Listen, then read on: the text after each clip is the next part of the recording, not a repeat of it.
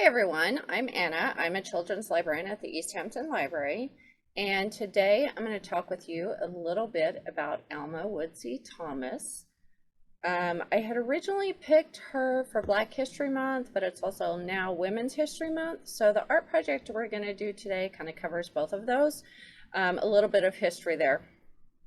The main thing I want you to know about Alma Thomas was that she was the first Black woman to ever get a single art exhibition at a major institution, and that was at the Whitney Museum in New York.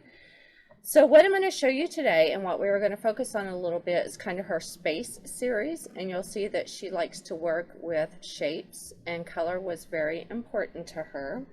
So I am going to switch cameras. You'll not see me now. You will be able to see the space where we are going to be creating. Okay, so we are going to continue here with Alma Thomas, and this is a couple things I printed off the computer, so you can see there's a pretty good picture of her with one of her pieces from her Space and Earth series. So she uses paint, and what we're going to work with today is markers and pencils instead of paint, but that is always an option you can use for this one. This is one, I believe this is I think this is her sunset one, but again, she starts out very big in the center and the rectangles around it like we're going to be doing. Hold that up, so if there we go, where there's no glare on it, just a little bit. So color is a very important part of what she does, as well as shape. And then the last one I want to show you is the one I started working on, and this one is an eclipse. So you'll notice in the center, and instead of starting with a green or a red, she starts with a dark blue and then expands the blue out before she gets into the other colors of the sun, because the sun is covered up. So those are some examples of what she has done. And we are going to start with a piece of paper. So for this project, you will need paper, pencil, and markers. Now you have the option of using paint, watercolor, crayons, colored pencil, any of those. But we are going to use markers today for our sample. So the first thing you want to do is just draw a circle on your page. And it doesn't have to be perfectly centered. If you'll notice with her, I think it was her eclipse where it was off to the side a little bit. I'm sure there are plenty of things you have around your house where you can take and trace the circle if you're very particular about it being nice and straight. I have this neat little stencil here, but you can do anything, even like with your water bottle. Such a water bottle, this has got a nice round top. Flip it upside down and trace around it, and that would make a really good circle. Flower pots, kitchen plates and saucers, glasses, different things like that you can turn over. Anyway, so we're going to start with a circle, and then we're going to do our rectangles around it. So as you're doing the rectangle, the thing you want to focus on is a little bit of a curve. So my lines aren't true 90-degree angles, they're going out a little bit and then around. And you'll notice as I'm doing this, I'm kind of following with the curve of the circle. They don't have to be any particular size. They don't have to be spaced any certain distance apart. You are literally just doing rectangles around it. Some of hers almost look like squares, so they're a little bit shorter. But again, just remember she was using paint, so she just took a brush and brushed them on there, whereas we are drawing it first. Now, if you are using paint at home, or if you don't want to take the time to draw them out first like I'm doing, you can just go directly to it with your markers. That one's a little awkward, but you get the idea. Now I'm going to do one really big one here. So again, making those rectangles, you want a nice big curve here. You want to angle your side arms out just a little bit and then curve a little bit around the top. And then you've got your first row done. So the next thing we're going to do I get bored doing the same thing over and over again, so I don't want to sit here and draw this whole page of rectangles. So I'm going to go ahead and take a marker and color in my center here. And I'm just using one solid color, again, because it's markers. But if you are using crayons or colored pencils, you can do some really neat blending with that centerpiece.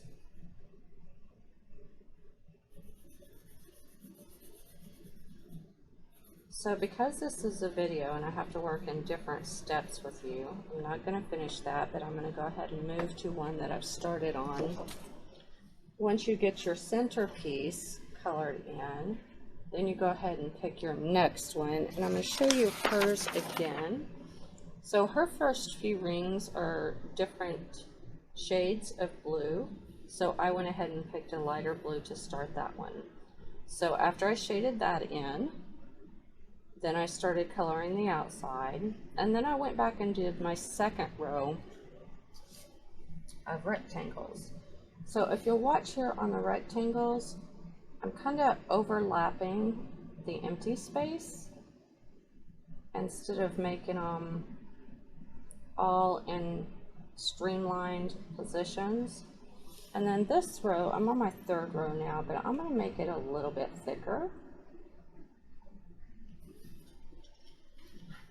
just so you guys can see that they're not all the same exactly across. Some of my rectangles are definitely a little bit uneven. But anyway, that's the process of making your third row. So you are going to continue to make squares and rows and color them in as you can until you get to a point like this. Now this is the first one I did, so if you'll notice, my squares or my rectangles, I'm sorry, have very, very straight lines.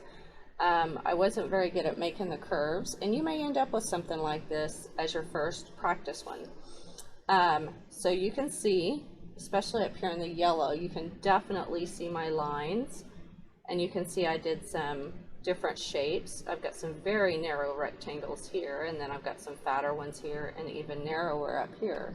And you continue doing that until you fill out the page.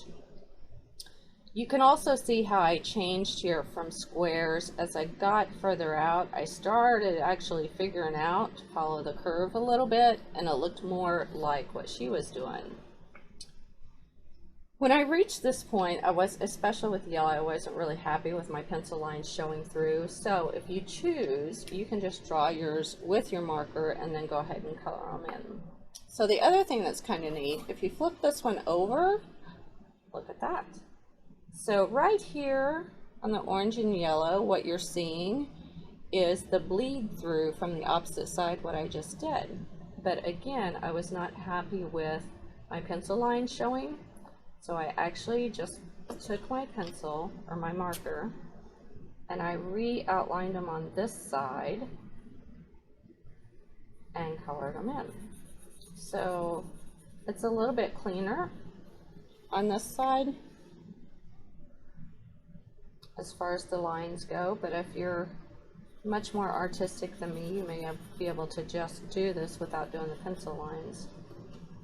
Anyway, again, this is Alma Thomas. This is Women's History Month, and last month was Black History Month, and Alma Thomas is an African American female.